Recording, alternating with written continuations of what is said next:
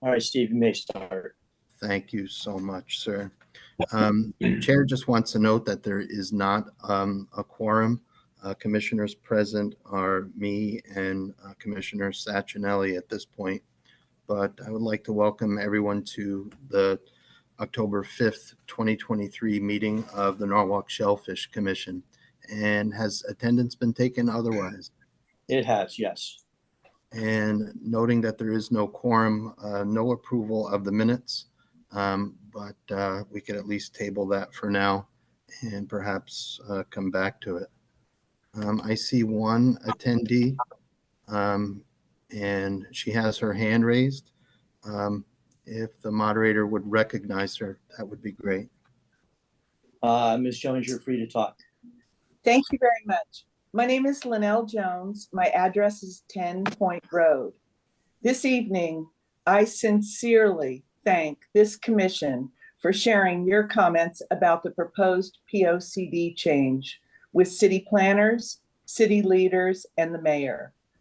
Your one-page letter packed a big punch, standing up for the harbor interests, the shellfish industry, and the importance of supporting affordable water-dependent uses, not turning Norwalk's harbor into what Stanford turned into, not believing a public path qualifies as a water-dependent use. Your letter made excellent points and was to the point. I also want to express my strong support for this commission, the work you do every month, your eyes, your ears, your point of view, and sincerely thank you in advance for continuing to be the best stewards for Norwalk Harbor that you can be. Finally, thank you for continuing to welcome public comment and public questions, even if it isn't exactly on your agenda. All the education you share about water quality, shellfishing, regulations, safety, and harbor issues benefit everyone in Norwalk. Thank you very much. Thank you, Ms. Jones. I appreciate your commentary. The treasurer's report, please, Bill. Sure. There were no revenues or expenditures this month, with the balance remaining at $26,708.17. Great. We probably due for a collection at Fisherman's World, I would say, now that the season is waning, and we're probably going to be closed for a while given all the rain. Sure. I can find my way down there sometime before the next meeting. Sounds good, Bill. Okay. We should find our way down there together at some point. Okay. In terms of the secretary's report, I just have some brief comments. First, as everyone may know, we lost longtime Norwalk Harbor Commission chairman, commissioner, and I think he was acting chair, Dennis Santella. And I'd just like to say that he was a great Norwalker. I'd like to call him that he was a friend. And I just ask for a brief moment of silence in Dennis's honor.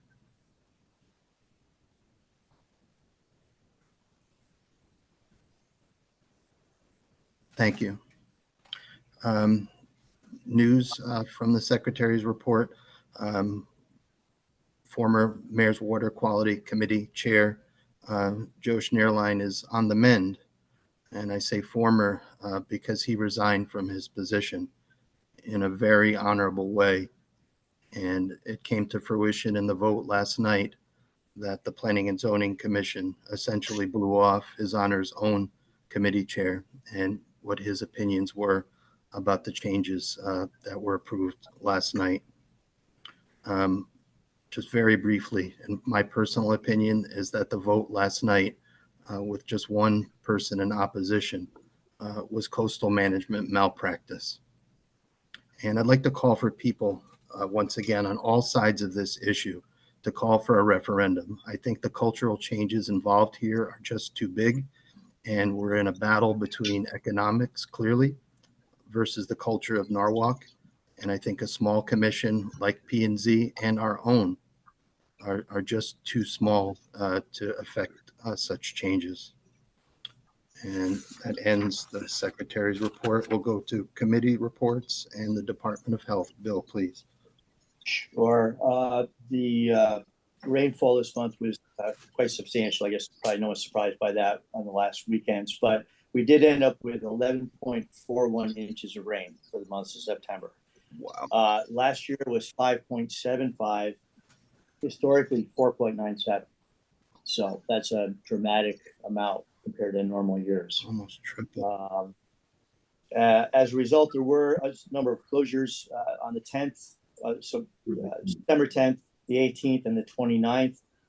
There were no reported bypasses, though, which is good. I mean, considering how much rain we got, we get one, but we didn't this month, to my knowledge, anyway. And that would complete my report. Thank you, Bill. Wastewater treatment plant, no one is here. The Mayor's Water Quality Committee meeting was canceled even before Chairman Schnierlein's resignation. Bill has spoken to permits already. Police, I don't see Sergeant Bisegli on tonight, and I guess we'll catch him next month, which would be great. Advisory, anyone know the water temperature? I don't, and I haven't looked. I mentioned that Norwalk Harbor Management Commission Chair Kibbe is out tonight, but we do have ARC Chairman Dr. Pinto and Mr. Stedman. So I'd like to give the floor to them in terms of that committee, if I could, sir. Plural. Jeff, John, do you want to? Well, with regard, Jeff, did you want to say something? Yeah. Do you want me to speak? I don't want to go ahead of you, John, but I did want to say a couple of things, if you don't mind. First, about Joe Schnierlein, and some of you know that Joe. I can't imagine anybody in Norwalk who's given more to the community over 50 years than Joe has. And I don't want to sound like like we're saying goodbye to Joe, because that's not right. But we're grateful and thankful that he recovered from the COVID and pneumonia. And as Chairman Bartish said, his integrity and felt that he couldn't continue for the reasons he stated. But all of these years, Joe started at Brian McMahon as a science teacher the year after I graduated, which was, I think he arrived in January of 1970. And it sounds like I'm, saying goodbye to him. I don't want. I'm just trying to point out that people contribute to the community, and nobody's contributed more than Joe. All of the high school kids that he not only coached but taught, and he taught the earth sciences, and then he continued that with the Maritime Aquarium, and his resignation from the Water Quality Committee was really, I think, something that people need to recognize, all that he contributed. And anyway, I wanted to say something. I'm sort of stumbling for words, but certainly always looked up to Joe and respected him, and nobody can say they contributed more to the community than he did. And nobody can say they cared more about the water quality and the environmental quality in Norwalk Harbor. And I think that, of course, is part of the reason why Joe felt he needed to resign. That's my comments, and I think we should do some sort of a written tribute, or I'll put something together to him, maybe on an aerial photograph and some words of gratitude. But thank you for letting me say that, Steve, and the others. Well, Jeff, I certainly echo that comment about Joe. He's going to leave it certainly an unfillable hole, but I'm certainly hopeful that we can still rely on his counsel and wise judgment as we move forward, because we still remain in contact with him. Right. Oh, sure. And also the continuation of the Water Quality Committee, without going into a whole lot of background. The history of the committee and how that was formed at the idea of Harbor Management Commission Chairman De Palma some years ago, and it was formed when there was Well, there was assertions that the pollution in Norwalk Harbor was being caused by poor management of the wastewater treatment plant. I think realize that there's more contributing factors to bacteria in the harbor than the wastewater treatment plant. And that's when the Water Quality Committee was formed. And I think I mentioned at the last Harbor Commission meeting, DPW at that time, 30 years ago, they didn't have a map of all the storm drains entering into the harbor. The committee, we put that together, and then we developed a program with the interns to test the water coming out of the storm drains. And that's when it became clear that it was runoff pollution that was contributing the bulk of the bacteria to Norwalk Harbor. So the importance of that Water Quality Committee, not to be a regulatory body, but to conduct analyses and make recommendations to the regulatory bodies. So let's hope that can continue.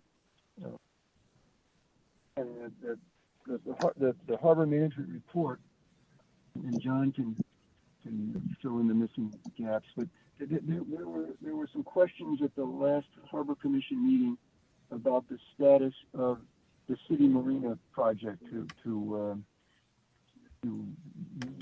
refurbish it, if that's the right word, redesign it in the East Norwalk Basin off of Vex Park. And that we were not aware of this, well, we were aware of the status, that it had not yet been permitted by DEEP. And that was because it was awaiting the Corps of Engineers, what they call a Section 408 permit, which has to do with any project that might affect a federal public works project, in this case, the federal anchorage. So the Corps had taken a long time to evaluate the impact of that, but recognized that it was permitted many years ago to be in the anchorage. And the existing proposal, or the current proposal, was not to expand the footprint a great deal, but just to improve it. So and the other point is that it's open to all on equal terms. It's open to residents and non-residents. So after a number of months, I don't know what caused the delay, but the Corps issued its approval for being in the anchorage. And now DEEP will go ahead with posting a public notice for public comment. In other words, a tentative determination to approve the permit for the marina, and that will go out shortly. That DEEP told us. So that's moving forward.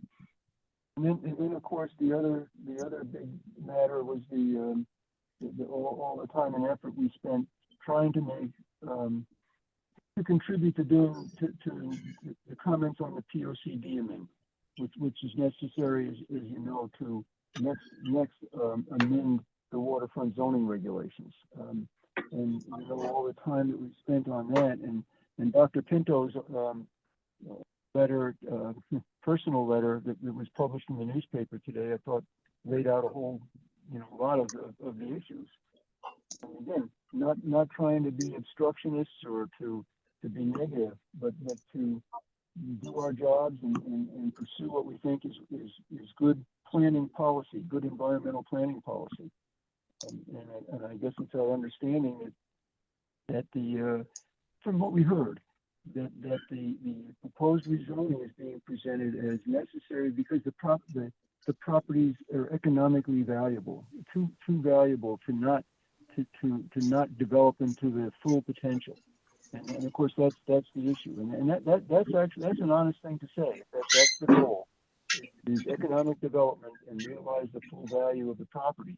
But at the same time, you can't make the argument that you're also a champion of resiliency and wise floodplain management, because the two are incongruous. You know that people may say that they are.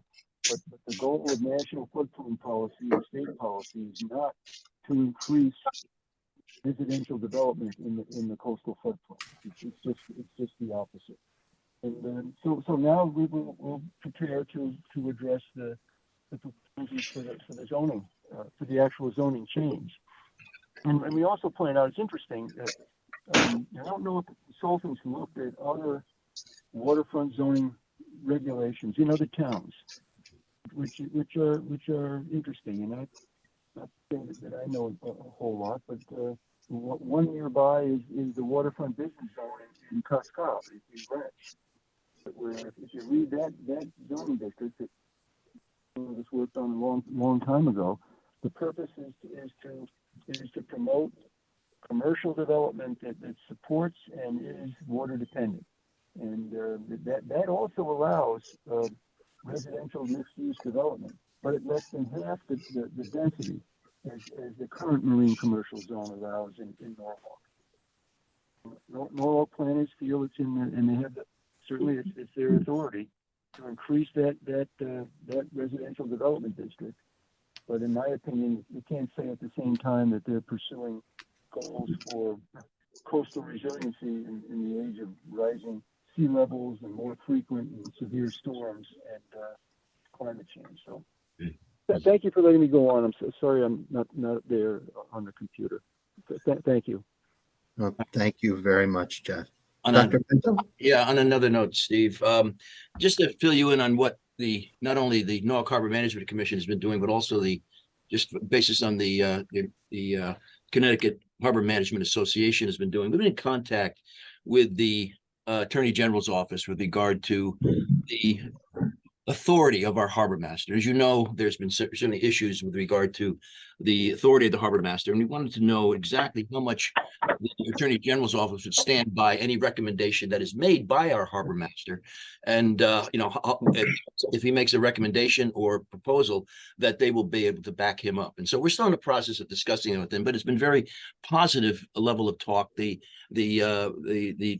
person who is in the Attorney General's office, attorney, he's assistant counsel, is Jonathan Harding. He's been working with us. He's been in contact with DEEP and other state agencies to see exactly where that stands, and he certainly has gotten back to us, and we've had a number of discussions with him.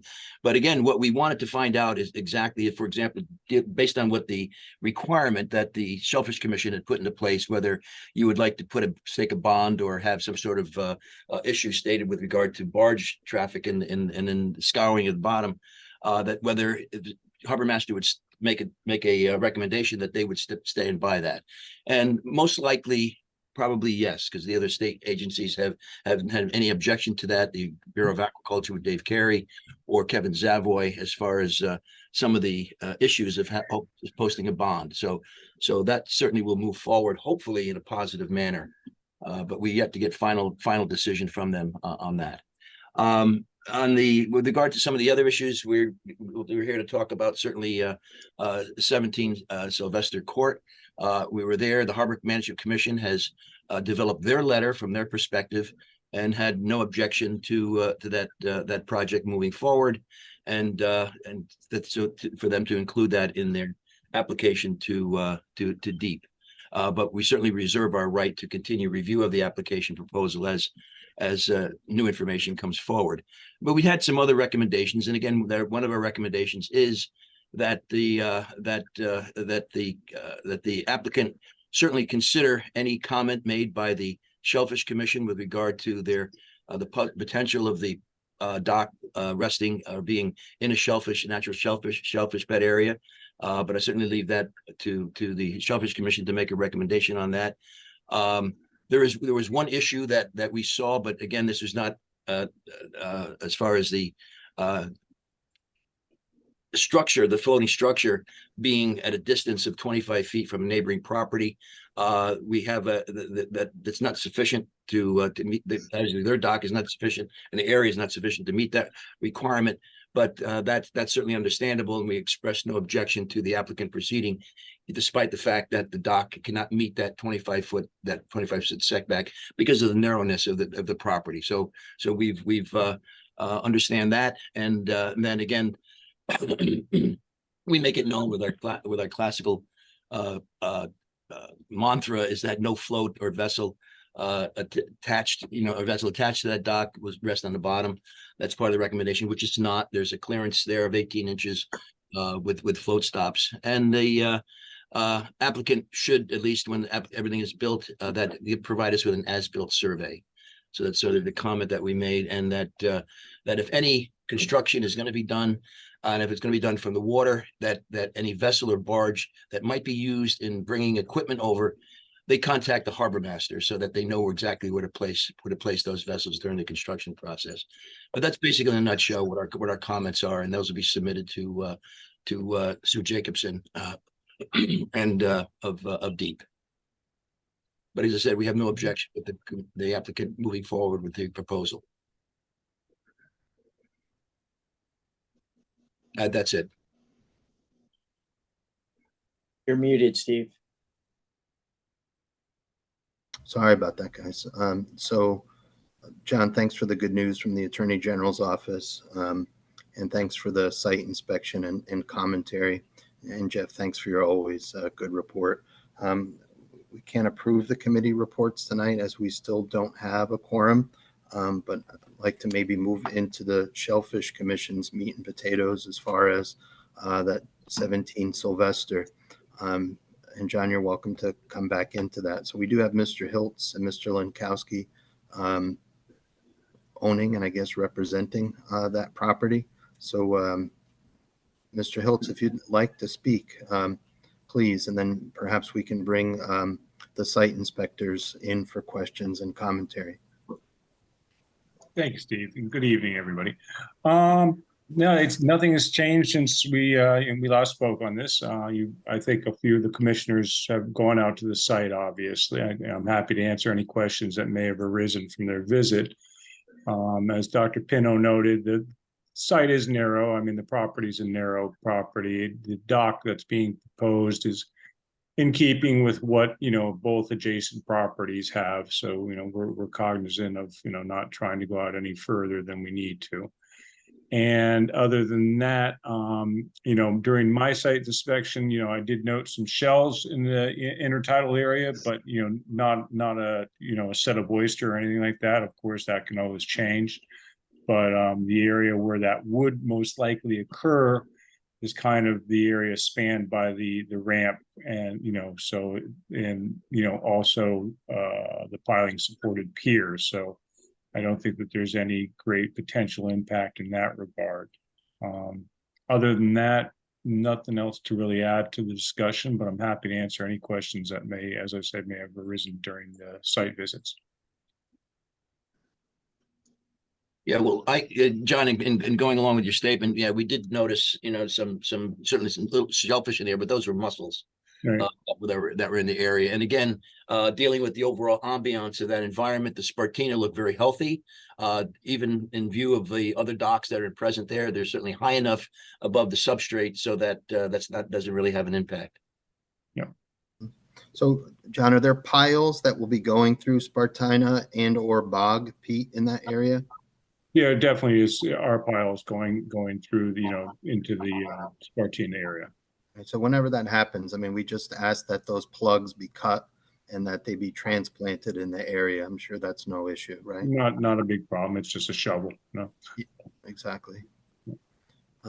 Any other questions or comments, Commissioner Sachinelli or Dr. Pinto? Nick, especially in terms of any of the biology that you saw out there? No, I agree with John. Up towards the wall side, there's not much in the way of shellfish, but down by the water, there's quite a bit in the way of mussels and clams and.